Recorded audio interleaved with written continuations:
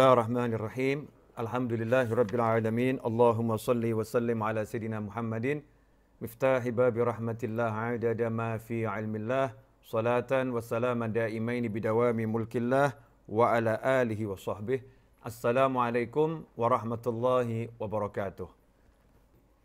Kita udah sampai pada kisah tentang raja kemudian berkata kepada Nabi Yusuf alaihissalam, innakal yawma ladaina makinun amin. Ayat yang ke-54 itu sang raja mengangkat Nabi Yusuf alaihissalam untuk menjadi pejabat tinggi, orang kepercayaan raja, ya, menjadi orang kepercayaan raja. Maka apa yang terjadi setelah itu? Di ayat 55 Nabi Yusuf alaihissalam berkata, diabadikan oleh Allah Ta'ala dalam wahyunya, Qala ja'alni ala khazainil ard, inni hafidhun alim. Dia Yusuf berkata, jadikanlah aku orang yang ahli menjaga perbendaharaan, ya, perbendaharaan baik itu pangan maupun yang lain. Ini khazain jamaknya khazinah, jadi semua kalau di negara kita bulog, ya, seperti bulognya. Jadikan saya kabulog yang ngurusi logistik baik itu beras dan lain sebagainya. Kalau di Mesir gandum, untuk gandum dan semua urusan harta-hartanya Mesir biar saya yang urus. Ya, biar saya yang urus. Inni hafidhun alim. Karena sesungguhnya aku adalah seorang yang pandai menjaga dan berpengetahuan. Hafidh itu pandai menjaga dan alim. Saya orang yang punya ilmu. Saya orang yang pandai, yang cakap, dan saya ahli di bidang itu. Ikhwani rahimakumullah. Kita bahas dua ayat ini. Jadi Nabi Yusuf alaihissalam ketika diangkat sebagai orang kepercayaan raja, maka beliau cari posisi. Maka khilaf ulama di sini. Ini Nabi Yusuf minta jabatan atau diberi jabatan. Maka para ulama mengatakan Nabi Yusuf gak minta jabatan. Nabi Yusuf alaihissalam diberi jabatan, tetapi beliaulah yang menentukan jabatan mana yang paling layak. Karena kondisinya lagi krisis, ya, genting, maka butuh orang yang cakap. Nabi Yusuf menunjukkan kemampuannya. Saya pegang saja bagian logistiknya. Urusan logistik saya yang pegang, saya yang tangani, karena saya orang yang ahli di bidang itu dan saya punya ilmu, alim, hafidh, saya pandai menjaga, dan saya orang yang punya ilmu, orang yang mumpuni. Ikhwani rahimakumullah, di sini ada pelajaran ketika kita dimintai tolong, ya, untuk menjabat suatu jabatan, diminta, ya, ketika kita diminta tolong untuk menjabat suatu jabatan, maka hendaknya kita menunjukkan kemampuan kita di bidang yang mana, sehingga tidak jadi salah sasaran, ya. Ahlinya bedah dalam kedokteran, ahli bedah, kemudian disuruh ngurusi pangan, kan ya tidak pas, nggak cocok. Kalau urusannya genting, ya saya ahlinya masalah ngurusin bulog ini, logistik ini saya yang ngurus, saya ahlinya. Kenapa Nabi Yusuf alaihissalam memilih itu, memilih jabatan tersebut? Ya, itulah bagian dari keahlian beliau, bagian dari tingginya ilmu yang beliau miliki. Beliau paham nanti Mesir dan dunia, jadi bukan cuma Mesir, Mesir dan dunia akan mengalami paceklik, ya, 7 tahun. 7 tahun paceklik dan akan ada 7 tahun subur. 7 tahun subur, 7 tahun paceklik. Nah, ketika 7 tahun subur ini, ya, akan berlimpah itu makanan. Ketika paceklik, makanan di seluruh dunia itu akan habis. Pangan akan habis, maka Mesir akan jadi negara tujuan. Mesir akan jadi negara tujuan dari berbagai pelosok dunia akan datang ke Mesir untuk membeli pangan dari Mesir. Kalau bahasa kita sekarang impor. Ya, Mesir akan ekspor, ya, sementara negara lain akan impor. Nah, nanti semua akan ngasih uang kalau sekarang, akan bayar. Ya, akan bayar dapat makan, akan bayar dapat gandum. Kalau yang menjadi kepala logistik ini bukan orang yang amanat, bukan orang yang pandai, maka dia nanti akan pilih kasih. Begitu ada orang yang bayarnya banyak, semua dikasih ke sana, sehingga tidak bisa membagi makanan ini merata kepada seluruh masyarakat Mesir dan ke seluruh penjuru dunia. Hasilnya yang kaya yang menang, yang miskin akan tertindas. Yang punya harta yang akan makan, yang tidak punya harta akan kelaparan. Itu yang tidak diinginkan Nabi Yusuf alaihissalam. Maka Nabi Yusuf segera mengajukan diri, biar saya yang urus logistik. Saya yang urus karena saya yang memang ahlinya. Sehingga nanti ketika di masa paceklik itu tiba, siapapun yang mau bayar, Nabi Yusuf akan berikan sesuai dengan kebutuhannya, sehingga tidak terjadi penumpukan makanan pada seseorang, ya tidak terjadi penimbunan gandum pada kelompok tertentu. Rata semuanya, nggak ada yang kelaparan, semuanya dapat makan. Inilah hebatnya Nabi Yusuf alaihissalam, dan kita lihat bagaimana rencana Allah subhanahu wa ta'ala. Maka Allah menjelaskan di ayat yang ke-56. Di ayat 56, coba kita perhatikan ayatnya. Wa kadzalika makkanna li Yusufa fil ardi yatabawwa'u minha haitsu yasha' nusibu bi rahmatina man nasya'u wa la nudhi'u ajral muhsinin. Dan demikianlah kata Allah Subhanahu wa taala, dan demikianlah kami memberi kedudukan kepada Yusuf di negeri Mesir untuk tinggal di mana saja yang dia kehendaki. Kami melimpahkan rahmat kepada siapa yang kami kehendaki, dan kami tidak menyia-nyiakan pahala orang-orang yang berbuat baik. Begitu terjemahannya, mari kita bahas. Wa kadzalika makkanna li Yusuf. Wa kadzalika makkanna li Yusufa fil ard. Dan demikianlah kami memberikan kedudukan kepada Yusuf di muka bumi. Ikhwani rahimakumullah. Allah pengen ngasih tahu pada kita semua, ini rencana saya loh. Ya, ini rencana saya mau jadikan Yusuf orang yang punya jabatan tinggi di Mesir. Saya akan jadikan Yusuf orang yang bisa bergerak bebas di Mesir.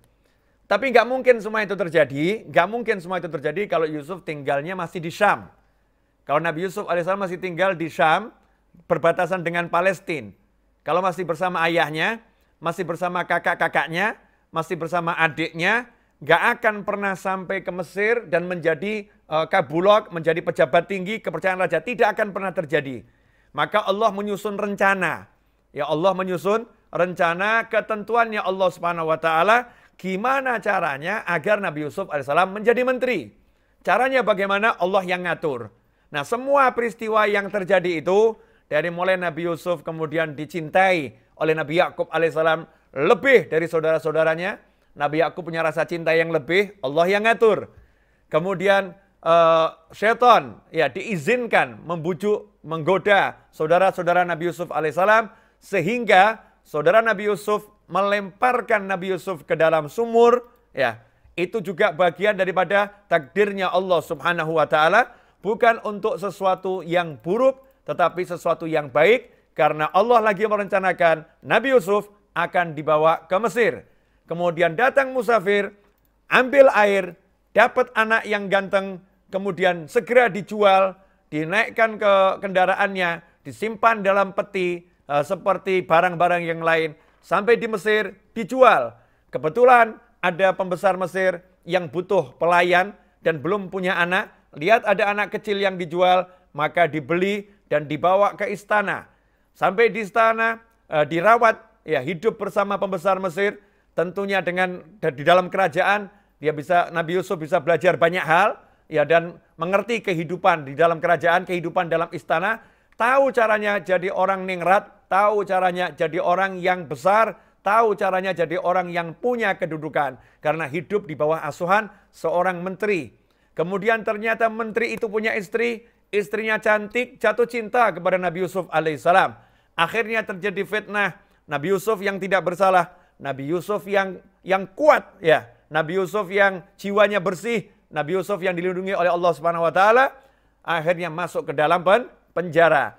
Di dalam penjara, maka Allah ingin, ya, masuk penjara ini bagian rencana Allah. Allah ingin membawa Nabi Yusuf alaihissalam ke istana kembali sebagai pembesar dan mengalahkan menteri, menjadi orang nomor satu kepercayaan raja. Caranya bagaimana? Allah Ta'ala beri rajanya mimpi, yang mimpi itu membuat rajanya bingung. Mimpi kok seperti ini?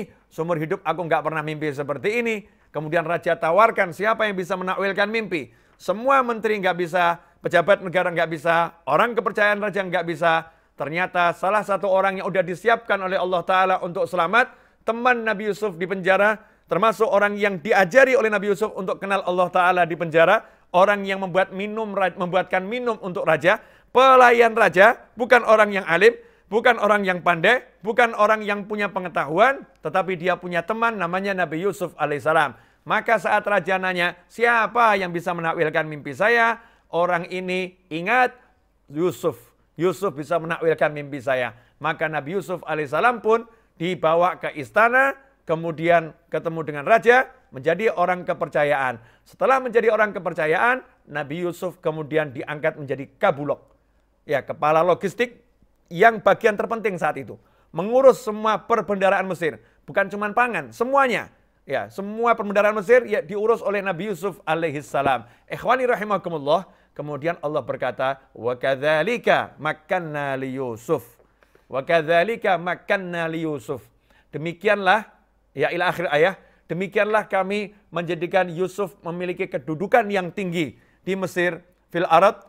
Fil arad artinya di negara Mesir, yatabawwa'u minha haitsu yasha. Dia bisa bergerak bebas di Mesir dari satu tempat ke tempat yang lain. Yang tadinya tinggal di penjara, yang tadinya tinggal di tempat yang tertutup, yang tadinya tinggal di tempat yang terbatas, yang tadinya tidak boleh bergerak kemana-mana, yang tadinya aktivitas sosialnya dibatasi, aktivitas fisiknya dibatasi, oleh Allah Ta'ala diberi kedudukan sekarang. Kamu bebas, kamu merdeka, dengan kekuatanmu, dengan kekuasaanmu, dengan pangkatmu, kamu boleh bergerak kemanapun yang kamu mau.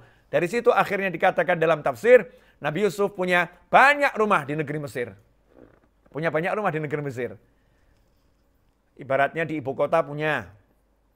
Ya, kalau di negara kita Indonesia, tinggalnya misal di Jakarta, ya di Jawa Barat punya, Jawa Tengah punya, Jawa Timur punya, Kalimantan punya, Sumatera punya, Sulawesi punya, Papua punya, ya di Bali punya, di Jambi punya. Di mana-mana seluruh Indonesia nih, sekian puluh provinsi punya rumah.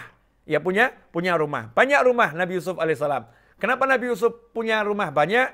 Karena beliau akan melakukan perjalanan, tinggal di rumah tersebut, dan wilayah yang ada rumahnya Nabi Yusuf alaihissalam, maka wilayah itu menjadi makmur. Karena di situ ada orang kepercayaan raja, ada pejabat, maka seluruhnya menjadi baik. Jalannya menjadi baik. Ya, kemudian ekonominya menjadi baik. Kenapa? Karena pengawasannya lebih. Ya, pengawasannya lebih. Karena semakin banyak rumah Nabi Yusuf di Mesir, semakin makmur masyarakat Mesir karena diperhatikan langsung oleh Nabi Yusuf alaihissalam.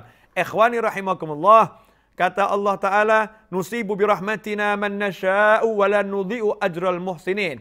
Ya, kami berikan rahmat kami kepada siapapun yang kami kehendaki, dan kami tidak menyia-nyiakan orang yang berbuat baik, pahalanya tidak kami sia-siakan. Ini ada petunjuk dari Allah Ta'ala. Memang ada orang-orang tertentu yang mendapatkan rahmat lebih. Ada masyarakat tertentu yang mendapatkan rahmat lebih. Makanya warga Mesir yang di situ ada rumah Nabi Yusuf itu mendapatkan rahmat lebih dengan keberadaan Nabi Yusuf alaihissalam di situ, dan dengan semakin makmurnya karena langsung diawasi oleh Nabi Yusuf alaihissalam. Ikhwani rahimakumullah. Ini kalau kita perhatikan ya, indah betul kaitannya. Dibuang dalam sumur, dijadikan budak, ya tinggal dalam istana, nggak bisa keluar kemana-mana. Walaupun hidupnya enak di istana, tapi nggak keluar kemana-mana. Pelayan yang nggak boleh kemana-mana.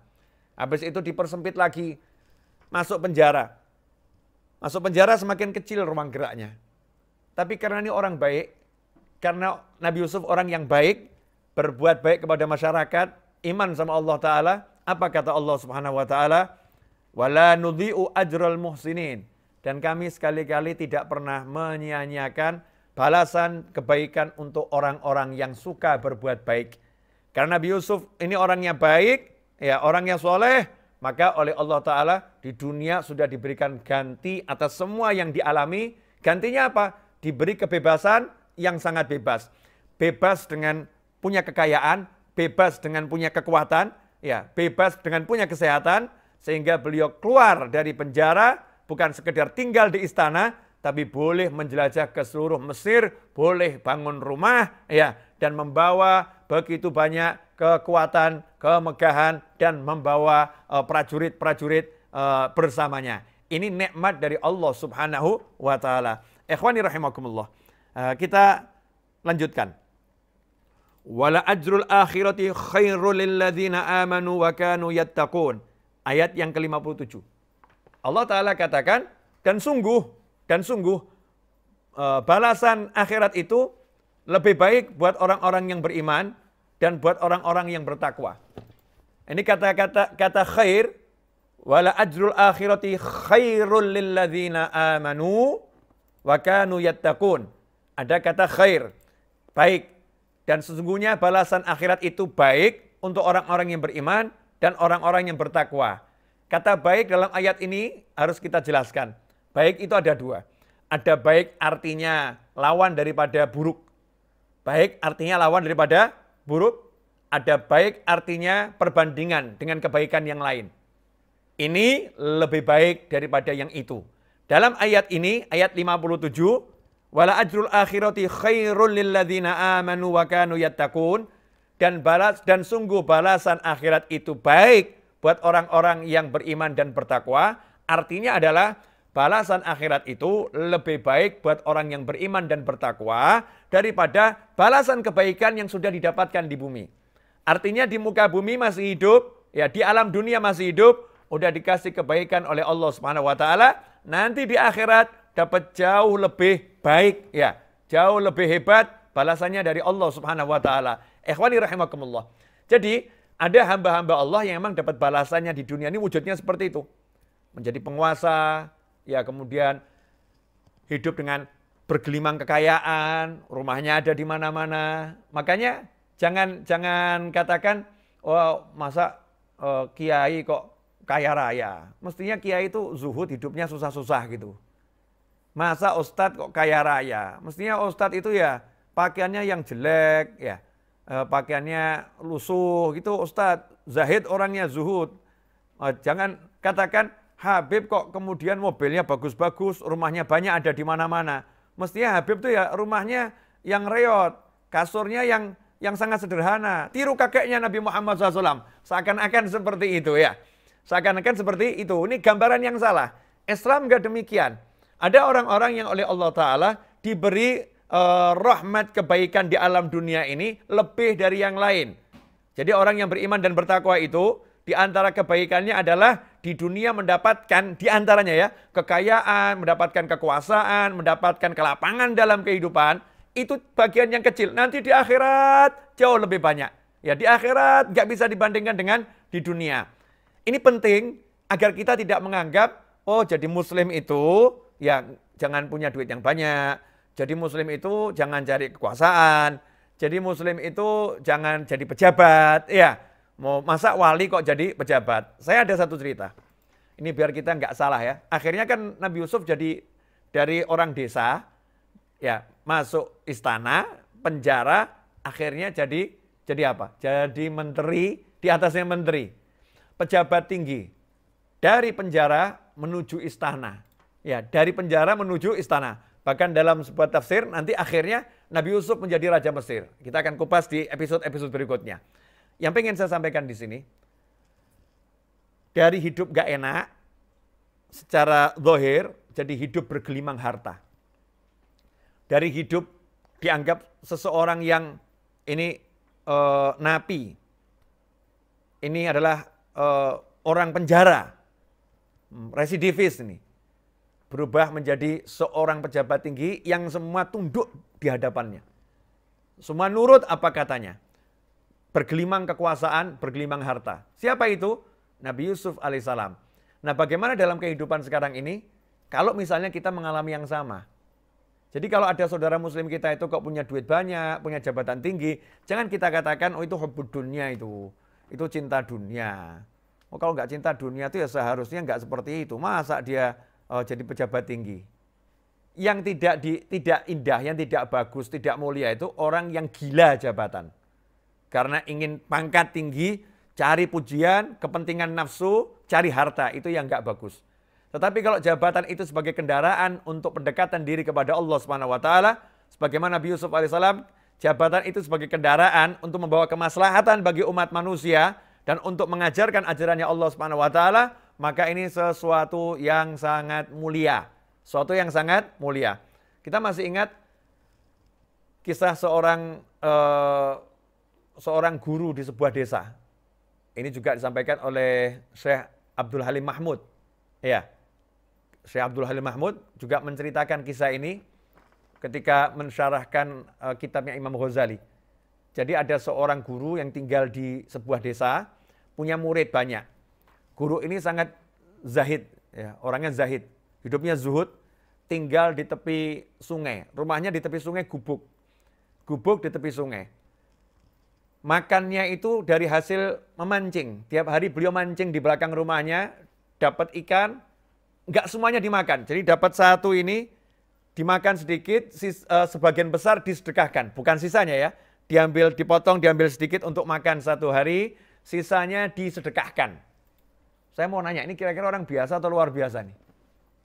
Orang soleh, hidupnya sederhana, kemudian makannya ikan dari hasil mancing di belakang rumahnya, yang jelas halal. Setelah itu yang dimakan sedikit, yang banyak disedekahkan. Orang yang luar biasa. Nah, suatu hari salah satu muridnya minta izin sama gurunya tersebut. Guru, saya mau ke kota ini. Saya minta izin mau berangkat ke kota, minta doa. Ini adabnya murid kepada guru ya, minta izin dan minta doa. Kata gurunya, silahkan kamu berangkat ke kota itu, tapi saya titip satu pesan. Pesan apa guru? Temui kakak saya. Kakak saya kebetulan tinggal di sana. Sampaikan pesan saya. Apa pesannya guru? Pesan saya ada dua hal. Apa guru? Mintakan doa dan mintakan nasihat buat saya. Ya, mintakan doa dan mintakan nasihat buat saya. Alamatnya guru, kasih alamatnya. Murid ini semangat, Masya Allah. Nah kalau baru adiknya seperti ini ya, kakaknya kira-kira seperti apa? Sampai kakaknya minta doa, minta nasihat, ini berarti kakaknya luar biasa. Maka si murid begitu sampai di kota tadi, dia nggak kemana-mana dulu, yang dia cari adalah kakak gurunya. Dia kunjungi alamatnya, kaget dia. Masa sih ini rumahnya kakak guru saya? Ternyata rumahnya istana. Rumahnya orang-orang yang kaya raya, termasuk di perumahan elit. Gede rumahnya, luar biasa. Dan di pintu masuk ada pos satpamnya. Ada pos satpamnya, ada penjaganya. Maka dia pun berjalan ke sana sambil nanya kepada satpam, betul ini rumahnya fulan? Maka dijawab, betul. Sambil dia melihat ke dalam halamannya, ya, dalam rumah. Ternyata di halaman yang sangat luas itu ada pekerja yang banyak yang lagi ngurusi kebun-kebunnya. Kebun yang indah sekali, taman ya, taman yang indah. Itu ada pekerjanya masing-masing, bagian rumput, ada yang bagian bunga, lengkap semuanya. Maka dia nanya, ini betul rumahnya fulan? Betul. Di mana fulan sekarang? Fulan lagi pergi ke kantor wali kota. Lagi pergi kantor wali kota, bertemu wali kota. Maka saat itu muridnya mengatakan, ini kakaknya guru saya, ini berarti orang tidak benar ini. Cinta dunia, suka kumpul sama pejabat. Kalau dia ulama, seharusnya dia itu ya rumahnya seperti guru saya. Rumahnya yang reot, hidupnya sederhana, dan bukan mendatangi pejabat. Seharusnya dia didatangi oleh pejabat. Seperti guru saya gitu. Ini kalau kakaknya berarti ciri orang-orang cinta dunia ini. Tapi gimana ya, ini amanat guru saya harus saya sampaikan. Maka nanya sama yang jaga, lah kapan kembali? Ya sebentar lagi kembali, kalau mau silakan ditunggu. Akhirnya masuk dan ditunggu. Ruang tamunya, Masya Allah, kursinya mewah. Ya kursinya mewah, duduk di situ sambil di hati tetap grundel nih semurid nih ya. Hatinya sebel, hatinya jengkel. Masa ini kakaknya guru saya ini ya, seperti ini cinta dunia ini. Wah, gak pantas saya sampaikan pesan guru saya ini. Udah yang penting saya temui aja lah. Paling saya mau ngomong guru saya titip salam, udah selesai. Saya nggak mau mintakan doa, nggak mau mintakan nasihat. Nggak lama kakaknya gurunya datang. Ternyata pakai pakaian yang mewah. Ya pakaiannya mewah. Saat itulah setelah mengucapkan salam dan ketemu, maka nanyalah si kakaknya guru ini. Dari mana? Saya dari desa A. Ada salam dari guru saya, adikmu. Ya adikmu. Oh ya, waalaikumsalam. Tapi mau nyampaikan pesan gurunya ini nggak enak. Tapi kalau nggak disampaikan salah ini, bingung murid ini amanat. Akhirnya dia sampaikan, Maaf Pak, manggilnya bukan lagi guru atau syekh gitu, bukan ya. Maaf Pak, guru saya itu pesen 2 hal, suruh nyampaikan. Apa itu? Yang pertama minta nasihat, yang kedua minta doa. Oh ya, sampaikan ke adik saya ya, sampaikan ke adik saya itu. Sampai kapan mau mencintai dunia dia? Mau sampai kapan dia cintai dunia? Ya, sampaikan ke adik saya. Saya doakan dia bisa hatinya qanaah itu. Saya doakan bisa qanaah hatinya. Muridnya pun marah di hati, ini orang kaya kurang ajar ini, kurang ajar bener dia. Dia yang cinta dunia, dia yang mewah-mewah, pelayan banyak, pakaian seperti ini, rumah yang megah seperti ini, hidupnya ketemu dengan wali kota, rumahnya ada satpamnya, guru saya ini reyot, makannya dari ikan hasil mancing, dimakan sedikit, sebagian disedekahkan. Kok katanya cinta dunia, hatinya nggak qanaah. Nggak beres nih kakaknya. Tapi ini kakak guru saya, harus saya hormati nih. Ini di hati gerundel. Oh terima kasih inti saya sampaikan. Pulang dia. Setelah urusannya selesai, pulang ke desanya. Sampai di desanya, sowan ke rumah gurunya. Untuk nyampaikan sudah sampai desa, kembali selamat, urusannya beres. Tidak nyinggung urusan kakaknya gurunya. Karena dia tidak mau nyampaikan sama gurunya kalau nasihatnya seperti itu. Karena dia lihat sendiri, gurunya hidupnya penuh dengan kesederhanaan. Maka saat itulah sang guru nanya, udah ketemu kakak saya? Udah. Apa nasihat dan doanya? Maka muridnya diem. Udah guru nggak ada apa-apa kok. Udah guru sudah lebih dari itu. Lu sampaikan, saya butuh nasihat kakak saya dan saya butuh doanya apa itu? Akhirnya dipaksa sama gurunya untuk ngaku. Apa nasihatnya? Maka si murid menjawab, ya kata kakaknya guru, maaf guru ya, ini, tapi tidak benar nih ucapannya kakaknya ini. Apa ucapannya? Sampai kapan guru mau mencintai dunia? Sampai kapan guru mencintai dunia? Langsung gurunya nangis. Nangis sampai terisak-isak. Saat itulah sang murid bingung, ini gimana sih ini guru saya ini kok nangis sampai seperti ini? Saya belum pernah lihat guru saya seperti ini. Sampai muridnya ngomong, guru sudah guru nggak seperti itu. Guru orang baik, ya taraham alaih. Guru orang baik, guru ini Masya Allah. Nggak seperti yang diomongin kakak guru. Guru nggak cinta sama dunia, guru udah baik. Terus tanya lagi, doanya apa? Mudah-mudahan guru hatinya dikasih qanaah. Nangis lagi, ya nangis lagi. Maka begitu tangisannya udah reda dan itu cukup lama, muridnya nanya, guru kenapa guru seperti ini? Padahal guru hidupnya seperti ini, hidup di rumah yang sangat-sangat sederhana, hasil mancing untuk makan sehari-hari dan itu masih disedekahkan. Kenapa guru menangis? Ucapannya kakaknya guru ini kan nggak benar. Maka gurunya menjawab, kamu ketemu kakak saya? Iya. Rumahnya istana? Iya. Pakaiannya mewah? Iya. Jangan salah pikir. Semua yang dia kenakan, semua yang dia miliki tidak pernah ada dalam hati kakak saya. Kalau detik itu juga semuanya hilang, sedikit pun dia tidak terluka. Kakak saya ngingetin saya, sampai kapan kamu akan cintai dunia? Karena sungguh sampai hari ini, saya sebagai gurumu ini masih berpikir, besok dapat ikan nggak saya? Kalau nggak dapat ikan, saya makan apa? Itu yang ditakutkan kakak saya. Maka kakak saya mengatakan, semoga engkau bisa qanaah dengan apa yang diberikan Allah Subhanahu wa Ta'ala. Ikhwani rahimakumullah. Jadi, hidup dalam keadaan serba kurang itu nggak jamin hati yang nggak cinta dunia. Nggak jamin hati yang nggak cinta dunia. Sementara orang hidup dalam kemewahan, bukan tanda-tanda orang yang mencintai dunia. Cinta dunia itu di dalam hati, maka dibuktikan Nabi Yusuf alaihissalam diberi Allah semua kekayaan. Ya, diberi Allah semua kekayaan, diberi Allah semua kekuasaan. Allah ingin mengajarkan kepada kita, masalahnya bukan punya atau enggak punya. Masalahnya di sini.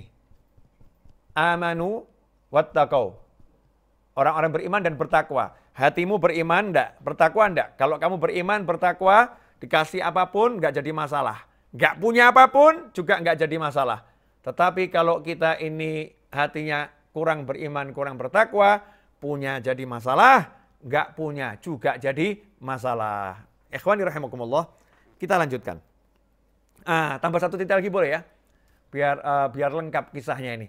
Biar semakin paham bab ini karena banyak orang yang salah atau gagal paham ya. Gagal paham tentang masalah kaya atau miskin, punya atau enggak punya. Masalahnya bukan itu. Al-Habib Abu Bakar Al-Adni Al-Idrus. Kita tahu Habib Bakar Al-Adni Al-Idrus yang hidup kurang lebih sekitar 600 tahun yang lalu. Hidup 600 tahun yang lalu di Aden. 600 tahun yang lalu. Beliau itu pernah naik kuda dan beliau biasa kalau naik kuda, itu kudanya nggak pernah ngijak tanah. Artinya, jalan yang akan dilalui kuda beliau itu digelari karpet dulu. Jadi jalannya di atas karpet. Ada muridnya bagian gelar karpet, ada yang bagian gulung karpet. Dan pakai bajunya itu yang mewah-mewah. Jubahnya mewah-mewah. Suatu hari di tengah jalan dihadang sama seorang Yahudi. Yahudi tadi nanya, kamu cucu Nabi Muhammad SAW. Kamu ini Habib, keturunan Nabi Muhammad SAW. Tapi saya lihat kok pakaian kamu mewah-mewah. Sementara saya ini Yahudi. Saya itu ingkar sama kakekmu dan ingkar sama kenabiannya dan kerasulannya. Saya ini bingung. Kakekmu pernah bersabda bahwasannya surga itu adalah sebagai nanti kebebasannya orang-orang beriman. Ad-dunya sijnul mu'min. Yang namanya dunia itu penjaranya orang beriman. Wa jannatul kafir. Dan surganya orang-orang kafir itu di dunia. Sementara di dunia, buat orang beriman itu penjara. Tapi yang saya rasakan kok berbeda. Saya di dunia ini, saya katanya Yahudi tadi, saya kafir. Saya hidup seperti di penjara. Hidup serba kekurangan, hidup serba susah. Lah kamu ini yang mukmin dan kamu cucu Nabi Muhammad SAW, kok di dunia kamu tidak hidup seperti di penjara. Seperti yang digambarkan oleh kakekmu. Justru kamu hidupnya seperti di surga. Dalam kemewahan, dalam kenikmatan, dan lain sebagainya. Maka saat itu Al-Habib Abu Bakar Al-Adni radhiyallahu anhu, beliau berkata, kakek saya tidak salah, kakek saya benar. Cuman mungkin kamu yang belum paham apa yang dimaksud oleh kakek saya. Insya Allah yang saya jelaskan ini bisa menambah pemahamanmu. Sesungguhnya, semua derita yang kamu alami ini, semua derita yang kamu alami, kalau dibandingkan dengan deritamu di akhirat nanti, maka kondisimu sekarang ini seperti berada di dalam surga. Sementara semua nikmat yang aku rasakan sekarang ini, dibandingkan semua nikmat yang aku rasakan nanti di akhirat, maka nikmat ini seperti aku lagi di penjara. Nikmatku lagi terbatas. Nikmatku yang besar nanti ada di dalam surga. Begitu mendengar ucapan Habib Bakar Adni, maka si Yahudi tadi mengucapkan 2 kalimat syahadat, masuk ke dalam Islam. Habib Bakar Adni kemudian melepaskan jubahnya dan memberikan kepada si Yahudi. Jubah yang bagus diberikan kepada si Yahudi tersebut yang udah masuk Islam. Maka si Yahudi pun kaget, Muslim mu'allaf ini kaget, dan bertanya kepada Habib Bakar Al-Adni radhiyallahu anhu, wahai guru, saya melihat jubahmu luar biasa, tapi saya terkejut. Begitu jubah kamu buka, kenapa di dalamnya kamu pakai kaos yang terbuat dari karung goni, dari karung yang kasar, tempat untuk bekasnya gandum, tempat bekasnya beras. Kenapa kamu pakai seperti itu? Maka beliau katakan, apa yang untuk manusia kami tunjukkan di luar, dan apa yang untuk Allah kami simpan di dalam. Gak dipamerkan kepada manusia. Ikhwani rahimakumullah. Ya, ini sekedar kisah selingan biar tambah rahmat, tambah barokah.